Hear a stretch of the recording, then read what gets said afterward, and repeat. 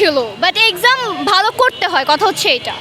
মানে কোশ্চেন ভালো করতে হয়, কোশ্চেন সবার মেন্টালিটি বিবেচনা করে করতে হয় যিনি কোশ্চেন করে। এমন না যে যেটা ইম্পর্টেন্ট না ওইটা বাদে বাকি যেটা লেস ইম্পর্টেন্ট ওইগুলোকে হচ্ছে যে দিয়ে দিবে, তো স্টুডেন্টরা কীভাবে পারবে? গত কয়েক বছর ওইটা সিলেবাস ওয়াইজ, যেমন গত বছর শর্ট সিলেবাস ছিল, ওইটা সিলেবাস ওয়াইজ আসছে। আমাদের যেহেতু ফুল সিলেবাস, তো আমাদের ঠিক আছে ফুল সিলেবাস সব কিছু মেনটেন করে ওনারা হয়তো বা করছে, বাট যেহেতু সম্মিলিত বোর্ড হয়েছে তাহলে আমার মনে হয় যে একটু করা উচিত ছিল।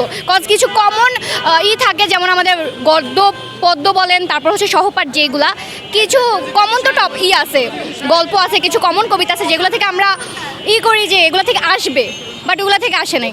এটা কখনো বলতে পারবেন যে একটা স্টুডেন্টের প্রিপারেশন খারাপ ছিল, কজ অ্যাজ আ বোর্ড এক্সামের জন্য কখনো একটা স্টুডেন্টের প্রিপারেশন খারাপ হতে পারে না।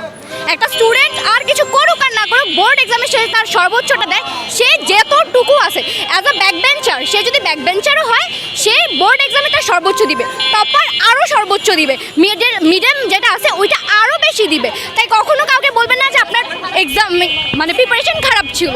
এটা কেমন ধরনের কথা যে একজন স্টুডেন্টের প্রিপারেশন খারাপ ছিল?